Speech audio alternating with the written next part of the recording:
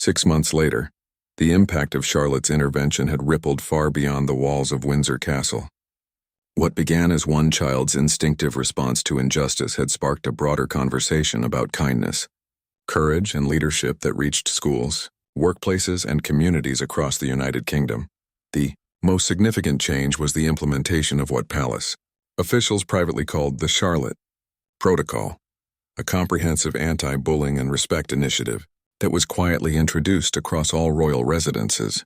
Staff members at every level received training on creating inclusive, supportive work environments with particular emphasis on the responsibilities of senior personnel to mentor and encourage their junior colleagues. James Williams had been promoted to senior guard and given special responsibilities for training new recruits. His approach, heavily influenced by his sessions with Charlotte, emphasized emotional intelligence and moral leadership alongside traditional security skills. The bullying culture that had once plagued the guard unit was now just an unpleasant memory, replaced by an environment where respect and mutual support were the foundation of everything they did. On this crisp spring morning, Charlotte was preparing for something that had grown out of her conversations with Queen Camilla months earlier. She was about to make her first official visit to a primary school in London, where she would speak to children about kindness and standing up for others. The visit had been carefully planned by palace staff, but Charlotte had insisted on having significant input into what she would say and do. "Are you nervous, darling?"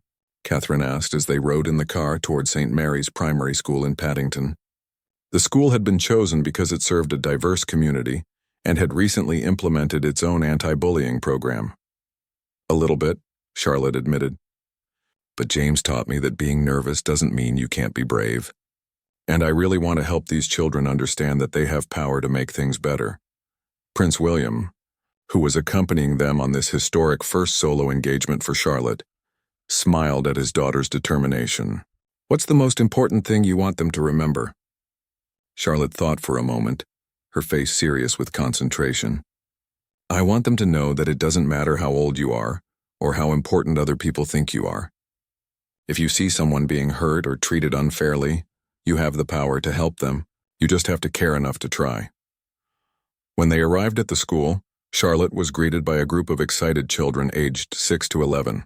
The head teacher, Mrs. Patterson, had prepared the students carefully, explaining that Princess Charlotte wanted to talk to them about being kind to each other and helping their friends. Charlotte had specifically requested that the event be informal, with children sitting on the floor in a circle rather than in rigid rows. She wanted it to feel like a conversation between friends rather than a formal presentation. "Hello, everyone," Charlotte began, settling herself cross-legged on the floor among the children. "I'm Charlotte, and I'm here because I wanted to tell you about something that happened to me that taught me a very important lesson."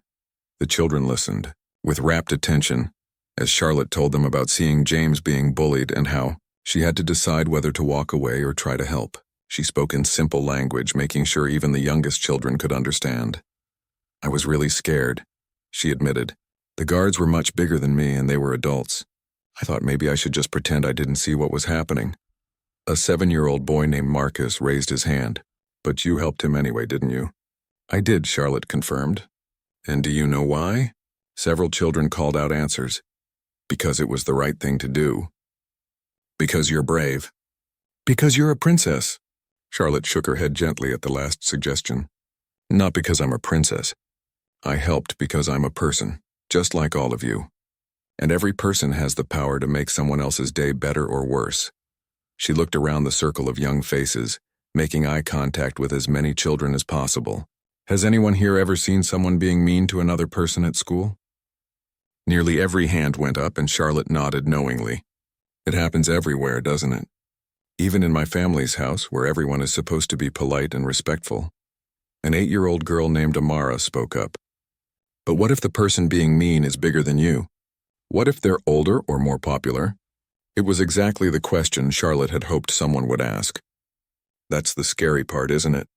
But here's what I learned from my friend James, who's a guard at my house. He told me that courage isn't about not being afraid. Courage is about doing the right thing even when you are afraid. She paused to let that sink in, then continued. "And you know what else?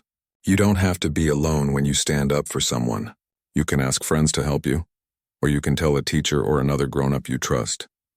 Mrs. Patterson, who had been watching from the side of the room, was amazed by Charlotte's natural ability to connect with the children. She spoke to them as equals, acknowledging their fears while empowering them to act. "I want to tell you something else important," Charlotte continued. "After I helped James, something wonderful happened. Other people started being kinder too. It was like kindness was contagious, spreading from one person to another." A 9-year-old boy named David raised his hand. "Princess Charlotte, do you think kids can really make a difference? Adults always say we're too young to understand things." Charlotte's face grew serious. "David, I think children often understand things better than adults do. Adults sometimes get so worried about rules and what other people might think that they forget to do what's right. Children like you still remember that being kind is more important than being popular or powerful." The conversation continued for another 20 minutes, with children sharing their own experiences and asking thoughtful questions about how to help their friends and classmates. Charlotte listened to each story with genuine interest, offering encouragement and practical advice. As the visit drew to a close, Charlotte had one final message for the children. "I want you to remember that every single one of you has something special inside you, the power to make someone else feel better. Maybe it's standing up to a bully, or maybe it's just being kind to someone who looks lonely. Whatever it is, don't wait for someone else to do it. Be the person who makes things better." The children erupted in applause, but Charlotte wasn't finished. "And if you're ever scared about doing the right thing, remember that a princess once felt scared too, but she did it anyway. If I can do it, so can you." As they prepared to leave, Mrs. Patterson approached Charlotte's parents with tears in her eyes. "Your daughter has just given our children one of the most powerful lessons they'll ever receive." The way she spoke to them with such respect and honesty was truly remarkable. Prince William felt an overwhelming sense of pride as he watched Charlotte say goodbye to her new friends. His daughter was already becoming the kind of leader he had always hoped she would be, someone who used her position to lift others up, rather than to set herself apart. In the car on the way home, Charlotte was quiet for a while, processing the experience. Finally, she spoke up. "Mommy, Daddy, I think I know what I want to do when I grow up." "What's that, sweetheart?" Catherine asked. "I want to be the kind of princess who helps people believe in themselves. Like James helped me understand that even children can be brave. And like those children today helped me see that kindness really can spread from person to person." As their car pulled through the gates of Windsor Castle, Charlotte could see James at his post by the entrance. He stood tall and proud, a visible symbol of protection and service. When he saw the royal car approaching, he offered a respectful salute, but Charlotte could see the warmth in his eyes. She had learned that day that her intervention 6 months ago had been just the beginning. The real magic happened when people realized they had the power to create positive change in their own communities, one act of kindness at a time. The little girl who had once seen injustice and decided to act was growing into a young woman who understood that true leadership meant inspiring others to find their own courage. And somewhere in London, 37 children were going home with the knowledge that they too had the power to make the world a better place. 2 weeks had passed since Charlotte's memorable intervention, and the changes at Windsor Castle had become impossible to ignore. The guard unit had transformed from a place where bullying was tolerated to one where mutual respect and support were the norm. Other staff members began to notice the difference in atmosphere, and word of the positive changes reached the highest levels of palace administration. Charlotte's training sessions with James had evolved into something much more significant than anyone had originally anticipated. What started as a simple lesson in guard duties had become a comprehensive education in leadership, service, and moral courage. The sessions had also attracted the attention of other staff members who were curious about the princess's unique approach to learning. On this particular morning, Charlotte had requested that their lesson take place in the castle's rose garden, where she could practice what James had taught her about being aware of her surroundings, while also enjoying the beauty of the flowering plants. "James," Charlotte said as they walked among the rose bushes, "I want to ask you something important." "Of course, Your Royal Highness. What's on your mind?" Charlotte stopped walking and turned to face him with the serious expression she wore when discussing matters she considered significant. "Do you think what we did that day will make a difference for other people too?" James was touched by her concern for others beyond their immediate situation. "What do you mean?" "Well, I've been thinking about all the places where people might be mean to other people, like schools and offices and other places where adults work. Do you think maybe our story could help other people learn how to stand up for each other? The question revealed the depth of Charlotte's understanding about the broader implications of their experience. She wasn't just thinking about one incident or one person, but about how their actions might inspire positive change in other situations. I think you're absolutely right, James replied. When people hear about what you did, it might give them courage to speak up when they see unfairness happening around them. But what if they're scared? Charlotte asked. What if they think they're not important enough or strong enough to make a difference? James knelt down to Charlotte's eye level, something he had started doing during their conversations to emphasize their partnership, despite their difference in age and status. Your Royal Highness, can I tell you something about courage? Charlotte nodded eagerly. Before you helped me that day, I thought courage meant not being afraid. But watching you walk up to those guards, I realized that real courage means being afraid, but doing the right thing anyway. You were probably nervous about confronting those older guards, weren't you? Charlotte admitted with a shy smile. I was very nervous. My heart was beating really fast and my hands were a little shaky. But you did it anyway because it was the right thing to do. That's what real heroes do. They don't wait until they feel brave. They act bravely even when they feel scared. Their conversation was interrupted by the arrival of Mrs. Henderson, who was accompanied by an unexpected visitor, Queen Camilla, who had come to Windsor for a private visit and had heard about Charlotte's unique training sessions. Grandmother Camilla, Charlotte exclaimed, running to embrace her step-grandmother with genuine affection. Hello, darling, Queen Camilla replied warmly. I hope you don't mind me interrupting, but I've been hearing the most wonderful stories about your guard training. I was curious to see what you've been learning. James immediately straightened into a formal attention pose, but Charlotte quickly intervened. James, you don't have to be so stiff when Grandmother Camilla is here. She's family, and family is friendly. Queen Camilla smiled at Charlotte's casual approach to royal protocol. The child has a point, Guard Williams. Please be comfortable. Your Majesty, James said, relaxing slightly.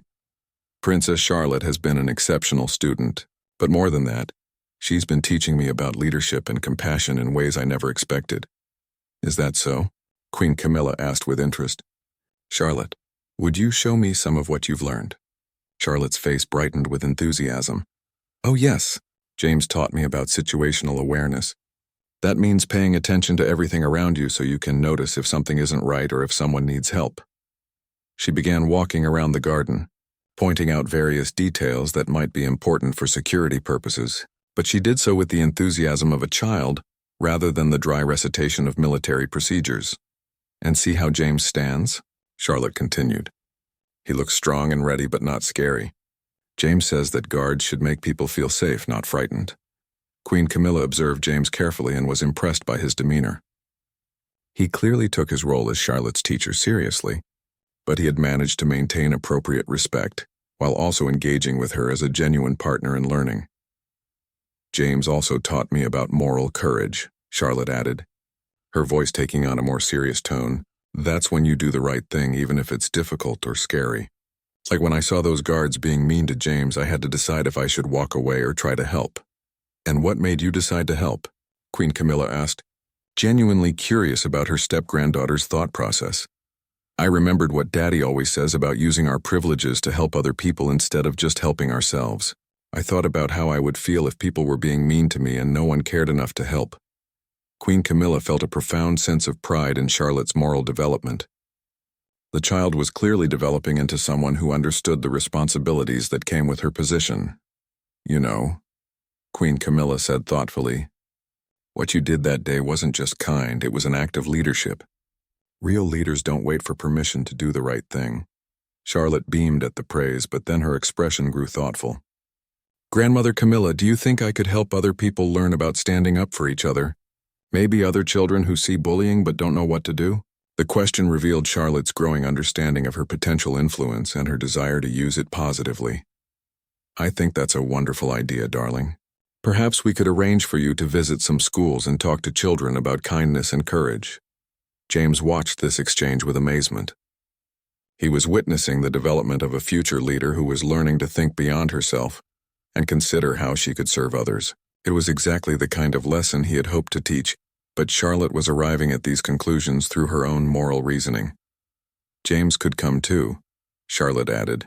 He could show them that adults can learn new things too, and that everyone deserves to be treated with respect. Queen Camilla looked at James with approval. Guard Williams, it seems you've made quite an impression on our princess. I hope you realize that you've played a significant role in shaping a future leader of this nation. James felt overwhelmed by the magnitude of what Queen Camilla was suggesting. Your Majesty, I'm honored to have been part of Princess Charlotte's education. She's taught me as much as I've taught her. 3 days after Charlotte's intervention, the atmosphere at Windsor Castle had changed in subtle but significant ways. The story of the young princess standing up to bullying guards had spread beyond the castle walls, reaching other royal residences, and even making its way into private conversations among palace staff across London. In Colonel Matthew's office, he was reviewing incident reports and staff evaluations when his secretary announced a visitor. Sir, Guard Williams is here to see you. He says it's about the princess's training request. James entered the office, with obvious nervousness, but his posture was straighter and more confident than it had been just a few days earlier. The respect he had gained from his colleagues and the positive attention from Princess Charlotte had begun to restore his self-confidence. Sir, James began formally, I wanted to speak with you about the training sessions with Princess Charlotte. I want to make sure I'm handling everything appropriately. Colonel Matthews gestured for him to sit down. Actually, Williams, I'm glad you're here. I've been getting some interesting reports about these sessions. Mrs. Henderson tells me they've been quite educational for everyone involved. James smiled slightly. The princess is remarkable, sir. She asks questions that make me think about why we do what we do, not just how we do it. Yesterday, she asked me why guards wear red uniforms, and when I explained about tradition and visibility, she wanted to know if that meant we were supposed to be symbols of protection that people could easily see. And what did you tell her? I told her I thought that was exactly right, sir. That we're not just guards, we're visible reminders that someone is watching out for people's safety and well-being. Colonel Matthews nodded approvingly. That's quite insightful. And how has this affected your interactions with your fellow guards? James hesitated briefly, then spoke honestly. It's completely different now, sir. Ever since the princess stood up for me, the other guards have been treating me with respect. Some of them have even asked about the training sessions and what the princess is like to work with. What James didn't mention was the conversation he'd had with Sergeant Morrison the previous evening. The senior guard had approached him privately, looking uncomfortable and uncertain. Williams, Morrison had said, avoiding direct eye contact. I wanted to say something about the other morning. James had waited silently, unsure what to expect. Look, what we did. What I did. It wasn't right, Morrison continued. I've been thinking about what the princess said, about leadership being about lifting people up instead of pushing them down. I guess I forgot that somewhere along the way. The apology had been awkward but sincere, and it marked the beginning of a significant change in the guard unit's culture. Meanwhile, in Kensington Palace, Prince William was having a conference call with senior palace officials about an upcoming state visit, but his mind kept drifting to his daughter's actions and what they revealed about her character. During a break in the meeting, he called Catherine, who was at Windsor with the children. How are Charlotte's guard training sessions going? He asked. Catherine laughed softly. They're becoming the highlight of her day. She's been reading books about military history and asking the most thoughtful questions. Yesterday, she asked Mrs. Henderson if there were any famous female guards in history, because she thought it was important for girls to see examples of women protecting others. She said that? She did. And then she asked if maybe someday she could be the kind of princess who protects people instead of just being protected. Prince William felt a surge of pride mixed with concern. His daughter was developing into someone with strong convictions and the courage to act on them, but he worried about the challenges she might face as she grew older. Back at Windsor, Charlotte's training session with James was taking place in a different location today. They had moved to the castle's library, where Charlotte had requested to learn about the history of royal protection. James, Charlotte said, looking up from a large book about castle architecture, I've been thinking about what happened the other day. What about it, Your Royal Highness? Do you think those guards were mean to you because they were scared? James was surprised by her insight. Scared of what? Maybe scared that if you were really good at your job, it would make them look bad. Or maybe scared that someone might treat them the way they were treating you. The observation was so perceptive that James had to take a moment to consider it. You know, I think you might be right about that. Sometimes when people feel insecure about themselves, they try to make other people feel smaller to make themselves feel bigger. Charlotte nodded sagely. My mummy told me that hurt people sometimes hurt other people. She said that doesn't make it okay, but understanding it can help you know how to help them stop. What do you think would help them stop? I think showing them that being kind makes everyone stronger, Charlotte replied. Like, when you're nice to me during our lessons, it makes me want to learn more and try harder. But if you were mean to me, I would just feel sad and scared, and I wouldn't learn anything.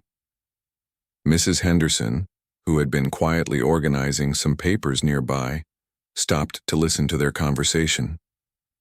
The depth of Charlotte's emotional intelligence continued to amaze her.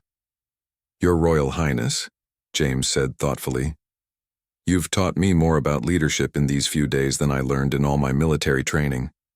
Charlotte beamed at the compliment. Really? But you're the teacher. I think we're teaching each other, James replied. That's what the best partnerships are like. Their conversation was interrupted by the arrival of Colonel Matthews, who had come to observe one of the training sessions personally.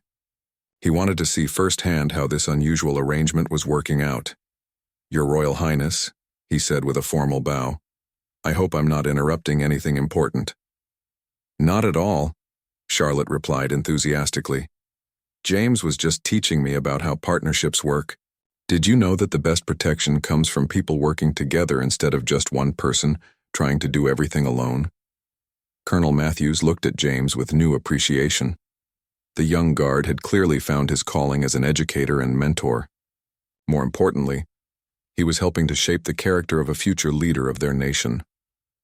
That's a very important lesson, Your Royal Highness. Colonel Matthews agreed. And it sounds like you have an excellent teacher. Charlotte's face lit up with pride, not for herself, but for James. He's the best teacher ever. He makes everything interesting, and he never makes me feel stupid for asking questions. The comment was innocent, but it carried an unmistakable reference to the behavior she had witnessed earlier that week. Colonel Matthews understood the message clearly. This was how people should be treated, with respect and encouragement rather than mockery and intimidation. Word of Charlotte's intervention spread through Windsor Castle faster than anyone could have imagined. By lunchtime, the story had reached the ears of several senior staff members, each adding their own details to what was quickly becoming castle legend. The head of security, Colonel Matthews, heard about the incident from his deputy and immediately called for a private meeting with the 3 senior guards involved. His office, located in the castle's administrative wing, felt unusually tense as the 3 men stood at attention before his desk. Gentlemen, Colonel Matthews began, his voice carrying the authority of 30 years of military service. I understand there was an incident this morning that required intervention from Princess Charlotte herself. The guards remained silent, knowing that anything they said could only make their situation worse. Colonel Matthews had a reputation for fairness but zero tolerance for behavior that reflected poorly on the guard service. Let me understand this correctly, he continued, leaning back in his chair. An 8-year-old member of the royal family had to teach you about proper conduct and leadership. Is that an accurate summary? The lead guard, Sergeant Morrison, finally spoke up. Sir, we were just trying to toughen up the new recruit. It's standard procedure to test new guards to see if they can handle pressure. Colonel Matthews raised an eyebrow. Standard procedure? In my 30 years of service, I've never seen making recruits cry listed in any training manual. And I've certainly never seen it recommended that such behavior be conducted in full view of the royal family. Meanwhile, in another part of the castle, Charlotte was having lunch with her parents, Prince William and Catherine. The dining room was filled with afternoon sunlight, and the conversation had naturally turned to the morning's events. So I heard you had quite an adventure today, Prince William said, with a mixture of pride and curiosity in his voice. Mrs. Henderson told us you took it upon yourself to address some issues with the guards. Charlotte looked up from her sandwich, her eyes bright with the enthusiasm she always showed when discussing something important to her. Daddy, They were being really mean to James. He's a nice guard, and they were making him feel bad about his family and saying he wasn't good enough. Catherine leaned forward with interest. And what did you think about that? I thought it was wrong, Charlotte replied without hesitation. You and Daddy always tell us that we should treat people kindly, especially people who might not be able to stand up for themselves. James couldn't tell them to stop because they were his bosses, so someone else had to help him. Prince William exchanged a meaningful look with his wife. They had always hoped their children would develop strong moral compasses, but seeing it in action was both impressive and slightly concerning. You did the right thing, sweetheart, Catherine said gently, but in the future you might want to find a grown-up to help in situations like that. Sometimes adult problems need adult solutions. Charlotte considered this seriously. But Mummy, sometimes adults don't notice when other adults are being mean. And sometimes they don't want to get involved because it's easier to pretend nothing is happening. The wisdom in her observation surprised both parents. Prince William realized that his daughter had inherited not just royal privilege, but also the weight of responsibility that came with it. Back at the guard station, James Williams was experiencing something he had never expected: respect from his fellow guards. Word of Princess Charlotte's intervention had reached every member of the guard detail, and the story had taken on a life of its own. So the princess actually asked for your first name? Guard Peterson asked with genuine interest. Peterson had been on duty for 5 years and had never had a personal conversation with any member of the royal family. She did, James replied, still somewhat amazed by the whole experience. She asked if I was all right, and she actually listened to my answer. Not many people do that. Guard Thompson, one of the newer recruits, shook his head in admiration. I can't believe she stood up to Morrison and his crew like that. That kid has more backbone than most adults I know. The conversation was interrupted by the arrival of Mrs. Henderson, who was looking for James with obvious purpose. Guard Williams, she called out formally. Princess Charlotte has requested that you join her for her afternoon lesson. She's quite insistent that you begin her guard training today if you're willing. James felt a mix of honor and nervousness. Of course, ma'am. I'd be honored to help with the princess's education. As they walked toward the East Garden, Mrs. Henderson filled him in on Charlotte's learning style and interests. She's remarkably bright and has an excellent memory for details. She's also very determined when she sets her mind to something, as you've already discovered. They found Charlotte waiting by a large oak tree, wearing a simple blue dress and sensible shoes. Her face lit up when she saw James approaching. James! I'm so glad you could come. I've been thinking about what I want to learn first. What would that be, Your Royal Highness? James asked, genuinely curious about her priorities. I want to learn about protecting people, Charlotte said seriously. Not just the standing still part, but the thinking part. Like, how do you know when someone needs help? And how do you decide what's the right thing to do when there's a problem? James was taken aback by the depth of her questions. He had expected to show her basic positions and maybe explain some equipment, but she was asking about the philosophical foundations of service and protection. Well, he began thoughtfully, I think the most important thing is paying attention to what's happening around you. Like you did this morning. You noticed that something wasn't right and you cared enough to do something about it. Charlotte nodded eagerly. Yes, and you have to be brave enough to act even when it might be scary or uncomfortable. Exactly, James agreed, realizing that he was learning as much from this conversation as he was teaching. Sometimes protecting people means standing between them and danger. But sometimes it means standing up to people who are being unkind or unfair. Mrs. Henderson listened to their exchange with growing amazement. What had started as an unusual request for guard training was turning into a profound lesson about courage, justice, and moral responsibility. Charlotte walked up to the group with the confidence that only a child with a clear sense of right and wrong could possess. The 3 senior guards were still laughing at their own cruel jokes when they suddenly noticed a small figure standing directly in front of them. Their laughter died immediately when they realized who had approached. Your Royal Highness? The lead guard stammered, quickly straightening his posture and offering a formal bow. The other 2 guards scrambled to follow suit, their faces suddenly pale with surprise and worry. They hadn't expected anyone to witness their behavior, especially not a member of the royal family. Charlotte looked up at them with the kind of steady gaze that seemed far too mature for her 8 years. She had inherited her mother's ability to communicate volumes with just a look, and right now, That look was filled with disappointment and quiet authority. "I heard what you were saying to Guard Williams," Charlotte said in her clear young voice. There was no accusation in her tone, just a simple statement of fact that somehow carried more weight than any angry shout could have. The three guards exchanged nervous glances. They had been caught red-handed by the princess herself, and none of them knew how to respond. Guard Williams remained at attention, but Charlotte could see the surprise and gratitude in his eyes. We were just having a bit of fun, Your Highness," one of the guards offered weakly. "Nothing serious, just some friendly conversation between colleagues." Charlotte tilted her head slightly, a gesture she had unconsciously copied from her mother. "It didn't sound friendly to me," she said simply. "It sounded mean. And making someone cry isn't fun for them, is it?" The directness of her observation left the guards speechless. They couldn't argue with her logic, and they certainly couldn't lie to her face. Mrs. Henderson had finally caught up and stood a few meters away, unsure whether to intervene or let the situation play out. Charlotte turned to look at Williams directly. "Are you all right?" she asked with genuine concern. Her question was so simple and sincere that it seemed to break through all the military protocol and formal barriers that usually surrounded such interactions. Williams looked surprised that anyone, let alone a princess, would ask about his well-being. "I'm fine, Your Royal Highness," he replied, though his voice still carried traces of the hurt he had been trying to hide. "You don't look fine," Charlotte observed with the brutal honesty that children often possess. "You look sad, and that's not okay." The three senior guards shifted uncomfortably, realizing that their behavior was being examined through the innocent but perceptive eyes of a child. What had seemed like harmless teasing to them was being revealed for what it really was: cruel bullying that had no place anywhere, especially not in the service of the royal family. Charlotte took a step closer to Williams. "What's your first name?"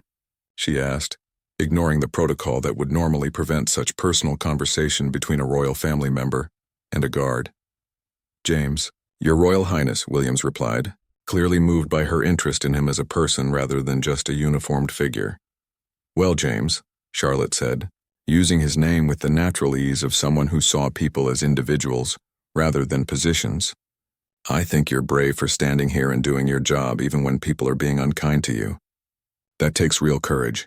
The words hit everyone present like a thunderbolt. Here was an 8-year-old princess, offering wisdom and comfort to a grown man who had been reduced to tears by his own colleagues. The contrast between her kindness and the guard's cruelty was stark and undeniable. One of the senior guards tried to salvage the situation. "Your Royal Highness, we were just trying to help Williams improve. Sometimes tough training methods are necessary to—" Charlotte turned to face him with a look that would have impressed even her great-grandmother, the late Queen Elizabeth. "My daddy says that good leaders help people become better by encouraging them, not by making them feel small," she said firmly. "He says that real strength comes from lifting others up, not pushing them down." The wisdom in her words, clearly learned from her father, Prince William, silenced any further attempts at justification. The guards realized they were being lectured on leadership by a child, and the worst part was that she was absolutely right. Mrs. Henderson finally approached the group, clearly torn between pride in Charlotte's moral stance and concern about protocol being broken. "Princess Charlotte," she said gently, "perhaps we should continue with our lessons now." But Charlotte wasn't finished. She had started something important, and she intended to see it through. "I have an idea," she announced, looking at all 4 guards with the kind of enthusiasm that children show when they think they've solved a problem. "What kind of idea, Your Royal Highness?" James asked, curious despite his emotional state. Charlotte's face brightened with the confidence of someone who had just figured out the perfect solution. "I think you should teach me about being a guard," she said to James. "You could show me how to stand properly and hold the rifle and everything. That way I can learn something new, and you can practice teaching instead of just standing still all day." The suggestion was so unexpected and pure in its intention that everyone stood in stunned silence for a moment. Charlotte had found a way to turn a negative situation into a positive opportunity, showing maturity that many adults would struggle to match. James looked uncertain, glancing at the senior guards for guidance, but Charlotte had already made up her mind. "Mrs. Henderson, can we add guard training to my lessons? I think it would be very educational to learn about protecting people and being brave." Mrs. Henderson realized that Charlotte had skillfully maneuvered the situation into something that couldn't easily be refused. "Well, I suppose it would be quite educational," she agreed slowly. Learning about the dedication and service of the Royal Guard would certainly be valuable. Charlotte clapped her hands together with delight. "Perfect. James, you can be my teacher. And," she added, looking directly at the 3 senior guards, "maybe these gentlemen can learn about being better teachers too. My mummy always says that everyone can learn something new every day." The simple statement carried an unmistakable message. Their behavior had been noticed, judged and found wanting by someone whose opinion mattered more than they could possibly imagine. The autumn morning sun filtered through the tall windows of Windsor Castle, casting long golden rays across the polished marble floors. Princess Charlotte, now 8 years old, had always been known for her spirited nature and keen sense of justice. Unlike many children her age, she possessed an unusual awareness of the world around her, often noticing things that adults missed entirely. On this particular Tuesday morning, Charlotte was walking through the castle grounds with her governess, Mrs. Henderson, a kind woman in her 50s who had been teaching the young princess about history and royal protocols. They were making their way to the East Terrace garden, where Charlotte would have her morning lessons about British wildlife and conservation efforts. As they approached the garden entrance, Charlotte's attention was drawn to a commotion near the guard station. The morning shift change was taking place, and the guards were gathering in their traditional red uniforms and tall black hats. Charlotte had always found the guards fascinating, often wondering what it would be like to stand so still for hours, protecting her family and their home. But something seemed different today. While most guards maintained their stoic expressions and perfect posture, one young guard appeared distressed. Charlotte slowed her pace, pretending to examine a nearby rose bush while secretly observing what was happening. The guard in question was quite young, probably in his early 20s, with kind eyes that seemed out of place beneath the stern black rim of his ceremonial hat. His name tag read Williams, and Charlotte could see that his hands were trembling slightly as he tried to adjust his uniform. What troubled her most was the group of 3 older guards who had surrounded him. "Look at him shaking like a leaf," one of the senior guards sneered, his voice carrying just loud enough for Charlotte to hear. "How did someone like you even make it through training? You're a disgrace to the uniform." Charlotte felt her stomach tighten. She had been taught about bullying in her private lessons, and she recognized it immediately when she saw it, happening right before her eyes.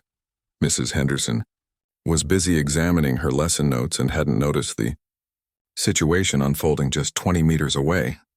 Young guard Williams kept his eyes forward and tried to maintain his composure, but Charlotte could see the hurt in his expression. "I'm sorry, sir," he said quietly. "I'll do better." "You'll do better?" Another senior guard mocked. "You can barely hold your rifle steady. Maybe you should go back to your village and help your mother with the chickens instead of pretending to be a soldier." The third guard joined in with cruel laughter. "I heard his family doesn't even have proper money. Probably never seen the inside of a real house before coming here. No wonder he doesn't know how to act like a proper guard." Charlotte's cheeks flushed with anger. She had been raised to understand that everyone deserved respect, regardless of their background or circumstances. Her parents, Prince William and Catherine, had always emphasized the importance of treating others with kindness and dignity. What she was witnessing went against everything she had been taught about being a good person, let alone a member of the royal family. Williams continued to stand at attention, but Charlotte could see a single tear rolling down his cheek. The sight of that tear made something inside her snap. She had never seen an adult cry before, especially not someone who was supposed to be strong and brave like a royal guard. Mrs. Henderson finally looked up from her papers. "Charlotte, dear, we really must continue with our lesson. The morning is getting away from us," but Charlotte couldn't move. She watched as the 3 guards continued their harassment, making jokes about William's appearance, his family, and his abilities. They seemed to take pleasure in his obvious distress, feeding off his discomfort like bullies in a school playground. "Maybe we should recommend him for kitchen duty," one guard suggested with mock concern. "At least there he can't embarrass the crown in front of important visitors." "Or better yet," another added, "maybe it's time for him to find a new career altogether. One more suited to his limited abilities." Charlotte had heard enough. Her royal etiquette lessons had taught her about proper behavior and following protocol, But she had also been taught that sometimes doing the right thing was more important than following rules. Her conscience wouldn't let her walk away and pretend she hadn't witnessed this cruelty. She looked at Williams one more time and saw him close his eyes briefly, as if trying to gather strength to endure more harassment. In that moment, Charlotte made a decision that would surprise everyone present, including herself. Without saying a word to Mrs. Henderson, Charlotte stepped away from the garden path and began walking directly toward the group of guards. Her small feet moved with determination across the gravel, her chin held high in a way that would have made her grandmother, Queen Elizabeth, proud. Mrs. Henderson noticed Charlotte's movement and called after her. "Princess Charlotte, where are you going?" "Our lesson is this way." But Charlotte didn't stop.